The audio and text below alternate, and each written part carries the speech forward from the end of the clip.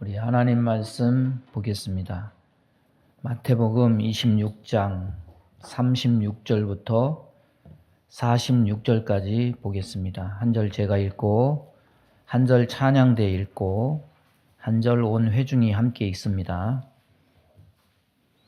이에 예수께서 제자들과 함께 겟세마네라 하는 곳에 이르러 제자들에게 이르시되 내가 저기 가서 기도할 동안에 너희는 여기 앉아 있으라 하시고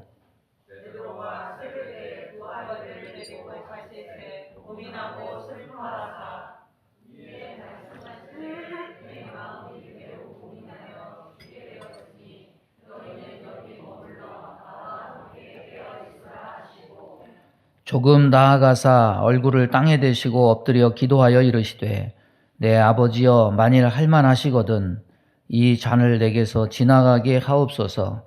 그러나 나의 원대로 마시옵고 아버지의 원대로 하옵소서 하시고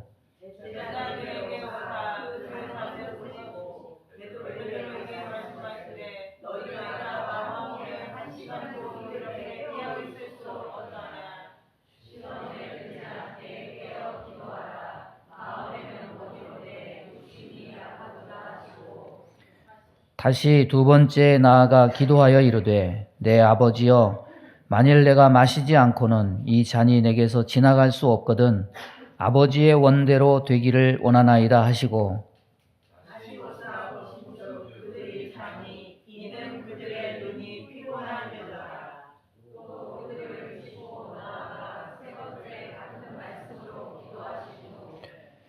이에 제자들에게 오사 이르시되 이제는 자고 쉬라. 보라 때가 가까이 왔으니 인자가 죄인의 손에 팔리느니라. 다 같이 합니다.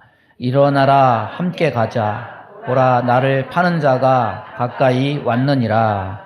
아멘. 교회 앞엔 진달래가 활짝 폈는데 날씨는 아직도 너무나 춥습니다. 그러나 봄은 반드시 올 줄로 믿습니다. 하나님 나라도 반드시 올 줄로 믿습니다. 말씀 전하겠습니다. 어렸을 때 겨울에 군침을 돌게 만드는 게 있었습니다. 모 회사에 엄마 아빠도 함께 투게더, 송창식, 윤영주가 그 CM송이 아직도 사람들 입에 오르내리죠. 아이스 깨끼, 이렇게 긴 막대, 예? 얼음통 안에 든 막대 아이스크림만 먹다가 저건 또 뭐냐? 떠먹는 아이스크림. 그래서 나도 저런 거 한번 먹어봤으면 좋겠다. 그게 벌써 50년 세월이 지났네요. 지금은 그런 거 사 먹을 여유가 충분한데 별로 그거 먹고 싶지 않아요. 왜냐하면 더 맛있는 것들이 더 많거든요. 투게더, 함께라는 단어가 인간에게 무슨 의미가 있을까요? 함께를 적용할 수 있는 범위가 있습니다. 연인, 부부, 가족. 함께하지 못하면 관계 형성이 안 됩니다. 문제가 생깁니다. 왜냐하면 함께할 때 알아가고 함께할 때 추억이 생기고 그런 추억을 통해서 함께 나눌 수 있는 공통 분모가 생깁니다. 그런데 인간이 함께한다는 것은 시간적으로도 함께하는 것이 필요하고 공간적으로도 함께하는 것이 필요합니다. 이 둘이 어느 정도 충족이 되어야 함께했다는 긴밀한 신뢰와 유대 관계가 생깁니다. 이 가족과 부부 관계에 있어서 마음으로는 내가 너와 함께 있어, 너 사랑해. 아무리 그래도 시간적으로 공간적으로 함께함이 부족할 때 관계에 문제가 생기죠. 아이를 나만 놓고 키우지 못했을 때 다 성장한 아이와 낳아준 부모는 서로 만났어도 서로 추억이 없어서 할 이야기가 별로 없습니다. 그런데 함께라는 것은 사람에게만 중요한 것이 아니라 주님과 우리 사이, 하나님과 우리 사이에 있는 함께가 더 근원적이고 더 중요한 것이라는 겁니다.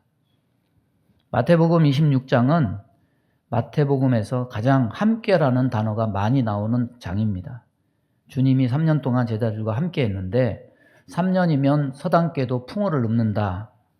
그런 말이 있는데 제자들은 3년 동안 과연 뭘 배웠느냐 할 때 특별한 전도 방법을 배운 것이 아닙니다. 예수님이 제자들을 훈련시킨 적이 없습니다. 그냥 따라다니면서 백성들과 함께 말씀을 들었고 또 함께 음식을 먹었고 함께 잠을 자면서 생활했습니다. 마가복음 3장 14절 15절 보면 주님이 제자 삼으신 이유를 말씀하고 있는데 거기 보면 이에 12를 세우셨으니 이는 자기와 함께 있게 하시고 또 보내사 전도도 하며 귀신을 내어 쫓는 권세도 있게 하려 하심이로라. 무슨 다른 전도 방법을 전수하고 스킬을 가르쳐 준 것으로 오해할 수 있지만 그러나 제자 훈련은 예수님과 함께라는 자체에 있었지 방법이나 능력 배양시킨 것이 아니라는 거죠. 전도하고 귀신 내어 쫓는 권세가 있는 것도 예수님과 함께였을 때만이었지 때로 예수님 안 계실 때 제자들은 어느 누구도 귀신을 쫓아내지 못해서 쩔쩔매기만 해서 망신을 당하기도 했습니다. 이것을 통해서 보면은 예수님은 어떤 스킬을 방법을 함양시키기보다는 주님과 함께하는 삶 자체를 제자 훈련의 요체로 보셨다고 할 수 있습니다. 요한복음 14장에 함께 하셨던 그 예수님이 이제는 떠나가신다고 하니까 제자들이 동요합니다. 예수님이 성령을 보내서 내가 너희들을 떠나지 않고 거처를 함께 하겠다 말씀합니다. 이 함께라는 말을 다른 말로 주 안에 이 말로 바꿔 쓸 수 있는데 요한복음 15장에서는 이 주 안에 거하는 삶이 얼마나 중요한 요소인가 가르쳐 줍니다. 나는 포도나무요 너희는 가지라. 그가 내 안에 내가 그 안에 거하면 사람이 열매를 많이 맺나니 나를 떠나서는 너희가 아무것도 할 수 없음이라. 참 제자의 열매는 특별한 훈련이 핵심이 아닙니다. 주 안에 거함으로 증명되는 것임을 말씀합니다. 그러고 보면 오늘날 사람들 사이에서 제자 훈련이라는 것이 어떤 방법적인 코스를 이수하면 제자가 되는 것으로 착각하는 것은 오해라고 할 수 있습니다. 참 제자 훈련은 예수님과 함께하는 삶이 실천될 때 열매가 맺혀지고 가능한 것이지 공부를 잘하고 코스를 이수해서 수료증 받는다고 제자가 된 것이 아니라는 겁니다. 그것은 그냥 제자 훈련에 관한 공부를 하고 들은 것에 불과한 것일 뿐입니다. 여러분, 함께라는 것은 창세기부터 요한계시록을 관통하는 중요한 핵심 중의 핵심입니다. 여러분, 하나님의 꿈이 뭡니까? 우리와 함께 사는 것. 나는 너희 하나님이 되고 너희는 내 백성이 되리라.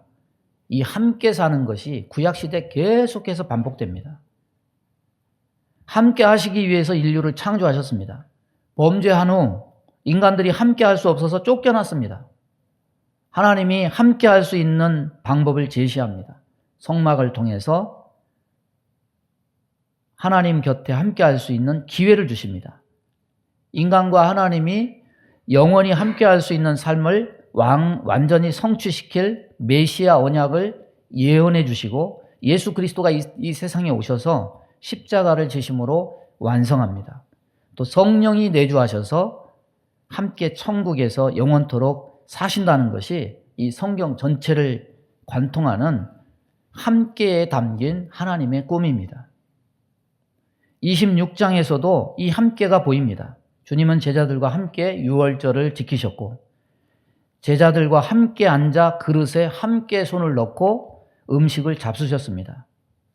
우리의 삶에 이 주님과 함께하는 것이 얼마나 실천되고 있는가?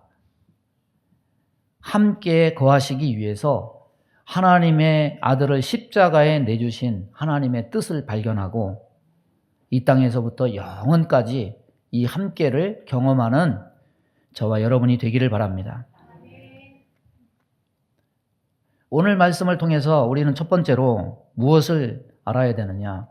주님께서 제자들에게 원하신 함께, 그러나 정작 함께 하지 못한 제자들, 우리는 이것을 알아야 됩니다. 26장에서 주님께서 제자들에게 원하신 함께가 무엇입니까? 38절을 보면 예수님은 십자가를 지시기 전에 제자들이 함께 깨어있기를 원하셨습니다. 마태복음 26장 38절 보면 이에 말씀하시되 내 마음이 매우 고민하여 죽게 되었으니 너희는 여기 머물러 나와 함께 깨어 있으라 하시고, 그러나 그들은 잠을 자면서 깨어 있지 못했습니다.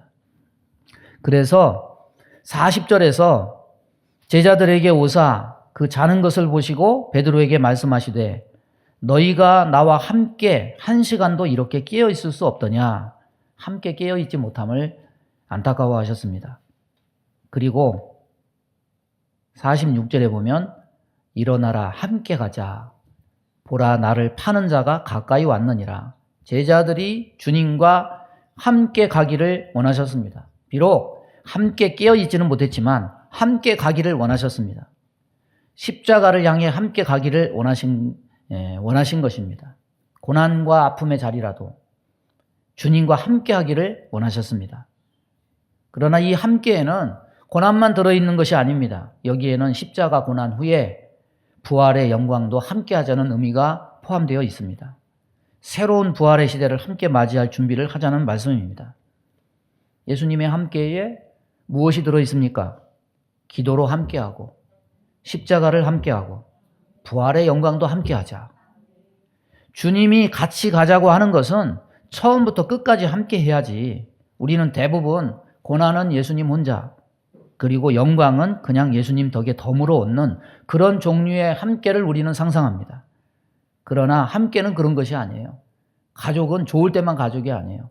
기쁠 때도 함께하고 슬플 때도 함께하고 고난도 함께해야 그것이 참 가족인 겁니다. 그것이 참 신자인 겁니다. 제자들의 함께는 결국 깨질 수밖에 없는 모순을 스스로 담고 있었습니다. 56절에 무엇을 말합니까? 이에 제자들이 다 예수를 버리고 도망하니라. 지금이 어떤 순간입니까?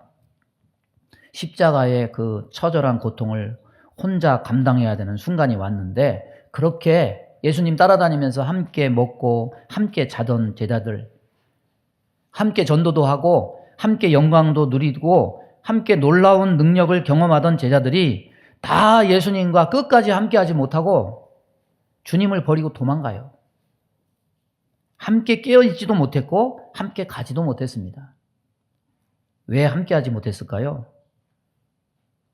함께 하고픈 제자들의 열망이 부족해서였을까? 제자들이 갈릴리에서는 예수님을 따라다니다가 예루살렘에 와서는 의도적으로 예수님을 버렸는가? 막연하게 생각하면 그렇지만은 성경을 자세히 보면 그렇지 않습니다. 예수님의 고난에 대해서 어느 정도 짐작하고 끝까지 함께 하겠다는 결연한 의지를 보인 흔적들이 있습니다. 마태복음 26장 33절 보면 베드로가 대답하여 이르되 모두 주를 버릴지라도 나는 결단코 버리지 않겠나이다. 예수님과 끝까지 함께하고픈 열망은 있었습니다. 다짐도 있었습니다. 베드로는 결연한 의지를 몸소 행해서 보이기도 했습니다. 26장 51절 보면 예수와 함께 있던 자 중에 하나가 손을 펴 칼을 빼어 대제사장의 종을 쳐 그 귀를 떨어뜨렸다.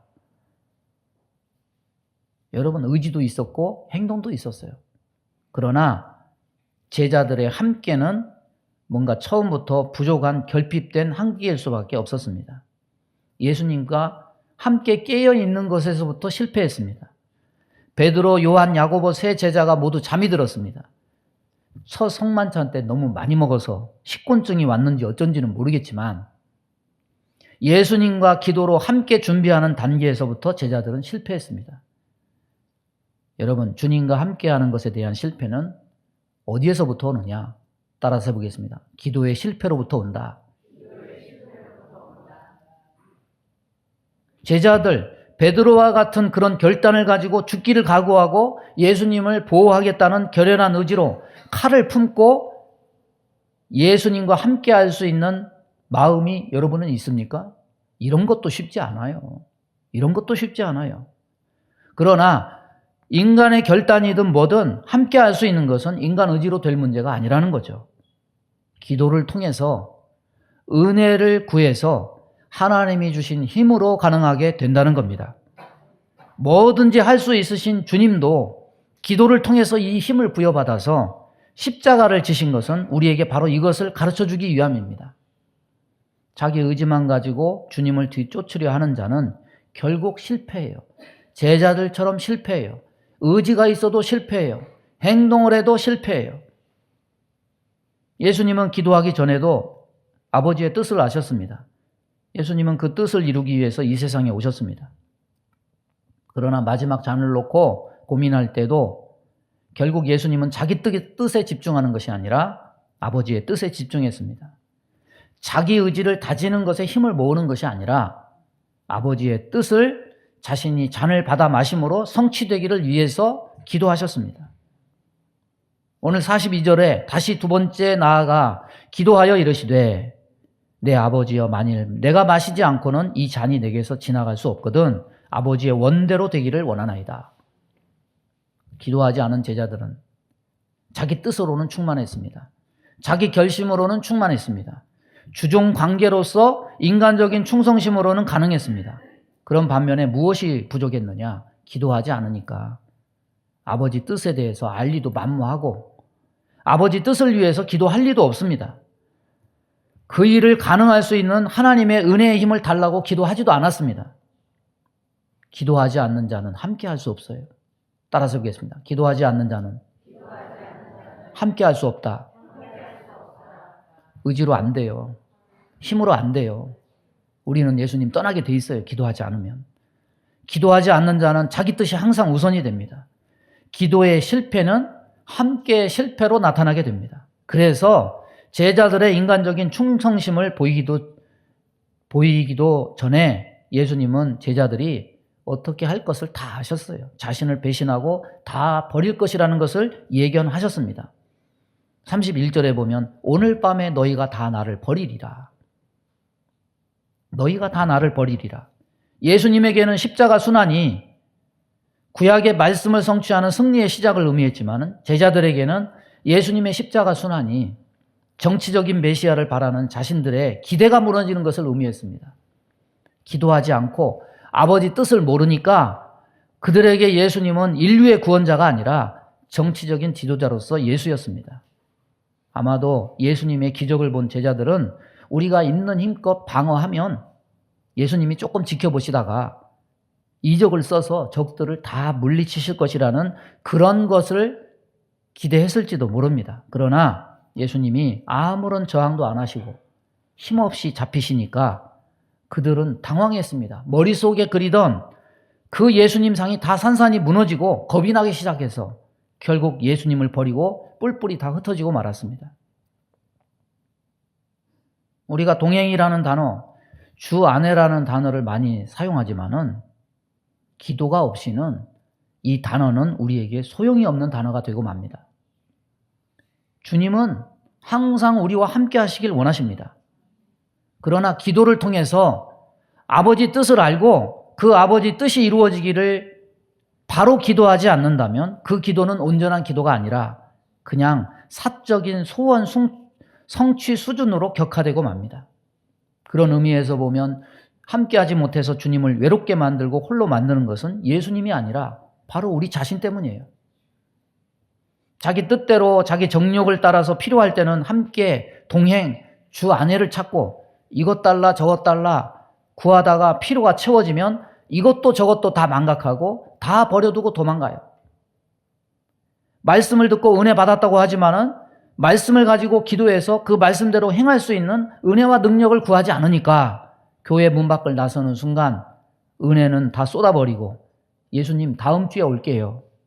예수님 놔두고 세상에 나가서 자기 뜻, 자기 의지대로만 살아갑니다.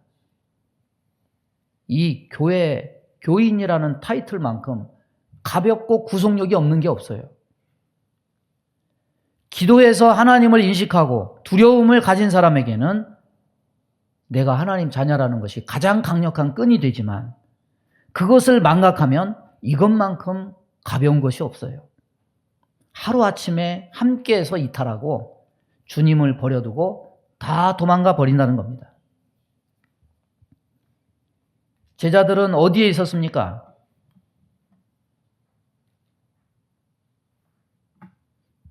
예수님과 함께하지 못한 것으로 그치지 않아요. 오히려 함께해서는 안 될 자들과 함께해서 안 될 곳에 있어요. 제자들은 엉뚱한 사람, 엉뚱한 곳에 함께 있는 모습을 연출합니다. 가룟 유다를 보십시오. 47절에 뭐라고 얘기합니까? 말씀하실 때에 12 중 하나인 유다가 왔는데 대제사장들과 백성의 장로들에게서 파송된 큰 무리가 칼과 몽치를 가지고 그와 함께 하였더라. 기가 막히죠? 이미 대제사장들과 함께 은밀한 거래를 했습니다. 그런데 지금 누구와 함께 있느냐? 주님과 함께 있는 게 아니라 주님을 잡는 사람들과 함께 하고 있어요. 주님의 반대편에 함께 하고 있어요. 또 다른 제자 베드로를 보십시오. 그의 간절한 희망은 뭐였습니까? 죽을지언정 주님과 함께 하는 것이었습니다. 그런데 35절에 베드로는 주와 함께 죽을지언정 주를 부인하지 않겠다고 소리쳤죠. 그런데 정작 그럴 시간이 오니까 주님과 함께 하지 못해요. 그리고 58절에 보면 베드로는 함께 해야 될 주님과 멀어졌고 오히려 주님을 죽이는 자들의 하속들과 함께 있었습니다. 베드로가 멀찍이 예수를 쫓아 대제사장의 집에 뜰에까지 가서 그 결말을 보려고 안에 들어가 하인들과 함께 앉아 있더라. 그리고 그렇게 앉은 자리는 69절 이하에서 주님을 3번이나 부인하는 자리가 되고 맙니다. 여러분, 함께해서는 안 될 사람 속에 함께 앉아 있다 보니까 해서는 안 될 일도 함께 하고 마는 거예요. 시편 1편이 뭘 가르칩니까? 무엇을 가까이 하느냐에 따라서 그 사람의 운명이 달라진다는 것을 말씀하지 않습니까? 복 있는 사람은 악인들의 꾀를 따르지 아니하며 죄인들의 길에 서지 아니하며 오만한 자들의 자리에 앉지 아니하고 따를 것은 예수님이고 설 곳과 앉을 곳은 예수님이 계신 곳이어야 돼요. 그런데 이들은 예수님 잡히셨을 때 예수님을 잡아서 죽이려는 악인들, 죄인들, 오만한 자들과 함께하고 있었습니다. 여러분, 참 제자의 삶은 어디에서 나옵니까? 함께해서 나와요. 주 안에 있을 때 나와요. 그런데 주 안에서 이탈하면 우리는 어떻게 됩니까? 열매를 맺지 못해요. 모든 제자가 이 함께해서 이탈해요. 왜? 기도해서 아버지의 뜻을 구하고 아는데 실패함으로 마음이 합해지지 못했기 때문이었습니다. 하나님이 주시는 은혜와 능력으로 함께함을 지키려는 강하고 담대함이 없었기 때문입니다. 그런데 가룟 유다와 베드로는 이 함께하지 못함이 둘 다 공통적인 거지만 다른 면이 있어요. 가룟 유다는 후회하고 목매어 자살해요. 베드로는 닭이 3번 우니까 통곡하고 울고 회개해요. 하나는 후회했고 하나는 회개했다. 후회는 가던 길 계속 가는 거고 회개했다는 것은 뭡니까? 가던 길 멈추고 돌아섰다는 거죠. 왜? 다시 함께 하려고 돌아서서 거슬러 오는 겁니다. 여러분, 복음이 뭡니까? 십자가 앞에 두고 다 도망갔으니까 너희는 내 제자에서 다 탈락이다. 아니에요. 아버지를 떠나갔으니까 너는 이제 재산 팔아서 다 내 재산을 탕진하고 아버지를 떠났으니까 너는 이제 호적에서 버린 자식이다. 아니에요. 아버지를 떠난 자식이 오기를 큰 길에 나가 기다리다가 아들이 먼 데서 오니까 2 팔을 벌려서 맞이하는 것이 무엇이냐? 그것이 복음입니다. 복음은 심판의 복음이 아니에요. 복음은 회개의 복음입니다. 복음은 이거예요. 인간은 하나님과 함께하며 실패해도 하나님은 함께하는데 실패하지 않으신다. 이것이 복음입니다. 하나님은 함께 사실 자기 자녀를 반드시 찾으십니다. 이 땅에 사는 동안 우리는 종종 실패합니다. 주님과 함께하는데 실패합니다. 그러나 우리의 실패가 하나님의 실패는 아닙니다. 하나님은 하나님을 떠난 백성들을 반드시 찾으십니다. 길 잃을 어린 양을 반드시 찾아 돌아온 목자처럼 11드라크마를 잃은 여인이 그것을 찾아서 잔치를 베푼 것처럼 하나님은 반드시 찾으시고 반드시 그것을 통해서 기뻐하십니다. 이런 제자들의 실패와 무너짐 중에 주님은 소망적인 함께를 그래서 말씀하십니다.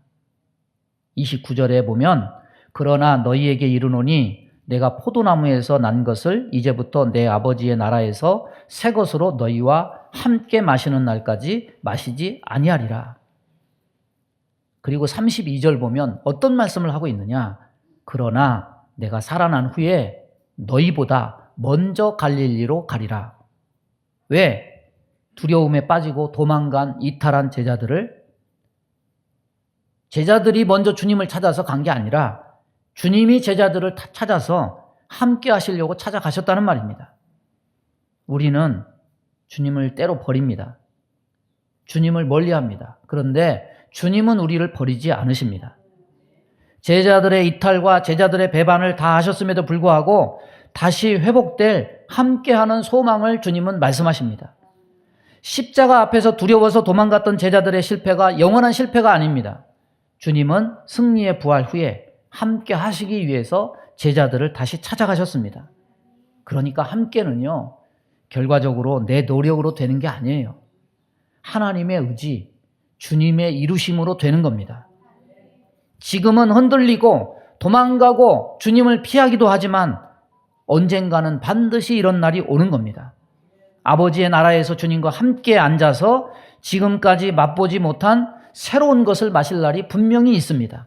지금은 주저앉고 실패하고 무너질 때가 많지만 반드시 우리를 회복시킬 그날을 주님은 주십니다. 우리의 연약함이 강함으로 변화될 날이 분명히 옵니다. 아울러 그날이 오기까지 주님이 이 세상을 사는 우리들에게 보장하신 것이 있습니다. 마태복음에 함께가 많이 나온다고 그랬죠. 마태복음의 마지막 말씀이 뭔지 아십니까? 내가 세상 끝날까지 너희와 항상 함께하리라. 그런데 마지막에만 함께가 있지 않아요. 마태복음의 시작도 함께예요.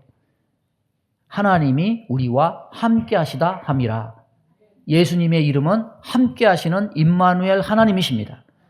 우리는 주님과 함께 있을 겁니다. 우리는 그것을 희망합니다. 그러나 번번이 주님을 버리고 도망할 때가 있습니다. 그러나 그때도 주님은 우리와 함께 하실 것입니다.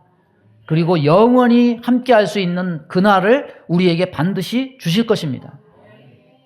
이 영원한 함께를 에스겔서가 보여줍니다. 에스겔서에서 보여주는 하나님이 뭡니까?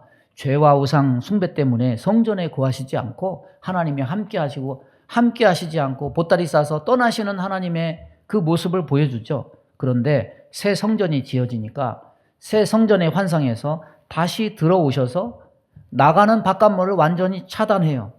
그리고서 뭐라고 얘기하느냐? 여호와 삼마라 하리라. 여호와께서 거기 계시다. 함께 계시다. 어디에? 천국에서 자기 백성들과 영원히 함께 계시다 합니다. 이제는 떠나지 않고 영원토록 함께 계시겠다. 이것을 의미하는 겁니다.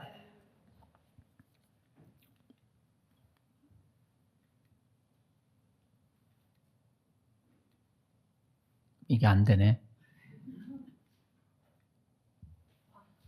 요즘에요, 넷플릭스에서 폭삭 속았수다, 한 가족 드라마가 인기몰이 중입니다.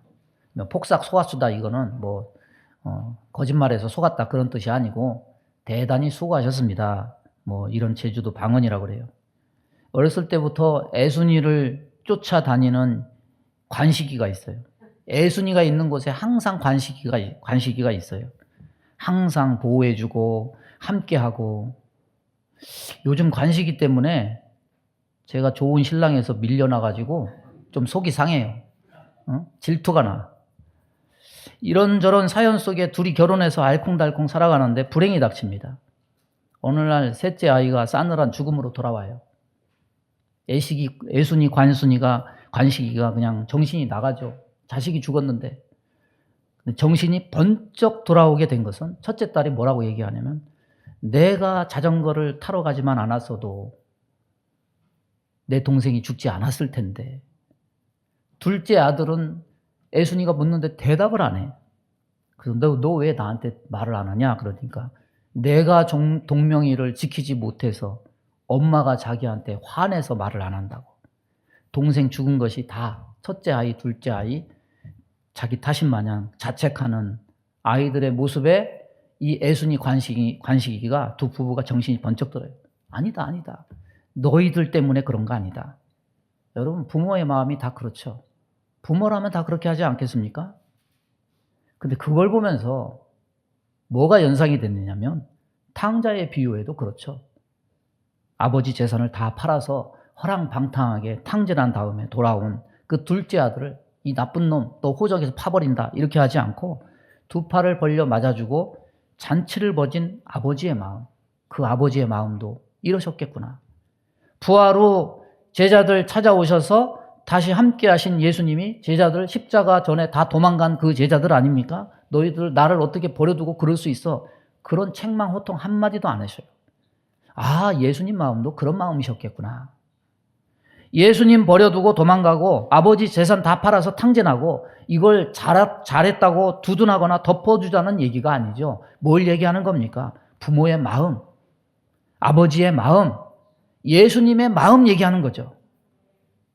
세상 속에 살아갈 때 우리는 영적으로도 육적으로 연약해서 주님을 버려두고 십자가 앞에 도망가는 일이 얼마나 많습니까? 그래서 십자가 앞에 죄책감 가지고 설 때가 많아요. 여러분에게 십자가는 어떤 가치로 남습니까? 너도 십자가를 지고 나를 따라오라는 불편한 부담, 강요가 담긴, 그래서 내가 되새겨야 하고 의지를 발해야 하는 그런 도덕적, 윤리적 의무를 우리에게 던져주는 것이 십자가가 아니에요. 십자가는 하나님의 잃어버린 가족 찾기를 위한 부모 되신 아버지의 아들을 죽여서 제물을 삼아야 되는 하나님의 극한 몸부림입니다. 주님이 십자가 앞에서 모두 도망간 제자들에게 너희들 십자가 앞에서 실패했으니까 이제 나와 관계 끝이야, 이렇게 선언하지 않으시고 다시 찾아오셔서도 책망하지 않고 호통치지 않은 것은 십자가 지지 않고 그대로 살아야 돼, 이 말이 아니죠. 부모의 가장 핵심적 가치, 내가 너희들 포기하지 않아. 내 사랑이 너희를 포기하지 않아. 나는 너희들을 사랑해. 이것이 선명하게 드러나는 거예요. 그래서 이 세상 살아갈 동안에 우리는 수많은 실패를 경험하게 될 것이지만 주님은 그 하늘 가족으로 영원히 함께할 그 가치를 위해서 자기 백성을 버리지 않으시고 무수히 우리의 실패한 장소 현장에 찾아오실 것이라는 겁니다. 왜? 하나님은 자기 자녀를 절대로 포기하지 않으시니까. 여러분, 누가 함께 할 수 있습니까? 내 결심, 내 의지 아니죠. 아버지 뜻을 알고 하나님 아버지의 은혜를 구하는 자가 하나님과 주님과 함께 할 수 있어요. 그러나 원론적으로는 함께의 가치가 실현되는 이유는 내가 바람직한 신앙생활 잘해서가 아니라 주님이 나를 포기하지 않아서 하나님 아버지 사랑 때문이에요. 하나님 아버지가 나를 포기하지 않아서 이 부모의 의지로 우리가 하나님의 사랑 안에서 함께할 수가 있는 겁니다. 하나님은 여러분을 사랑하십니다.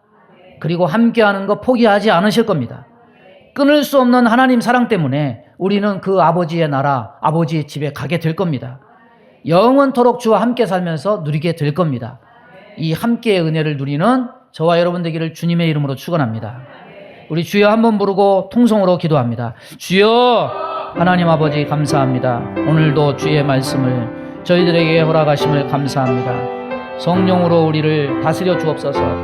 성령으로 우리를 주님께서 붙들어 주셔서 어두운 세상 가운데 헤매이지 않고 하나님 사랑에 녹아져서 함께 하시는 하나님의 은혜를 누리는 자들 다 될 수 있도록 하나님 역사해 주옵소서.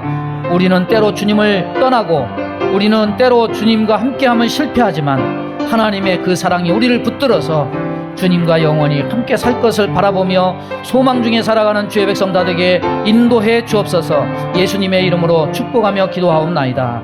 아멘. 믿음의 손을 가슴에 얹습니다. 몸이 아픈 곳에 손을 얹습니다. 우리는 주님을 떠나도 주님은 우리를 떠나지 않으십니다. 우리는 사랑에 실패해도 주님은 우리를 사랑하는 일에 실패하지 않으시는 줄로 믿습니다. 하나님, 우리가 때로 연약해서 우리가 미혹되어서 주님을 떠나고 좌절하고 낙심하고 절망하고 이런 모습을 보일 때가 얼마나 많습니까? 십자가를 가까이 하지 못하고 십자가를 버려두고 도망간 제자들과 같이 우리는 많이 실패하고 주님을 떠나지 않습니까? 그러나 그럼에도 불구하고 다시 찾아와 주셔서 주님 은혜 안에 거하게 하심은 하나님의 사랑 때문인 줄로 믿습니다.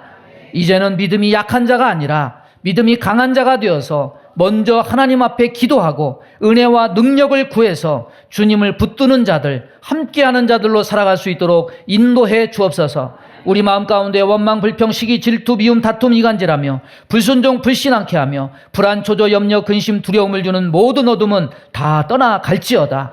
어둠의 권세의 말에 미혹되어 주님을 떠나지 말고 하나님께 기도해서 하나님과 함께 할 수 있는 성령의 은혜를 구해서 사랑의 줄로 동여매서 살아갈 수 있도록 은혜 허락하여 주옵소서.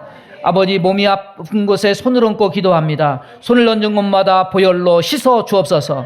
성령의 불로 태워 주옵소서. 예수 이름으로 명하노니 모든 병만은 다 떠나갈지어다. 아버지 하나님, 영과 육을 깨끗게 하시고 회복시켜 주셔서 이 세상 살아가는 동안에 죄악의 도구가 되지 않고 하나님의 선한 도구가 되어서 함께 하시는 하나님 사랑을 전하며 살아갈 수 있도록 은혜 베풀어 주옵소서. 예수님의 이름으로 축복하며 기도하옵나이다. 아멘.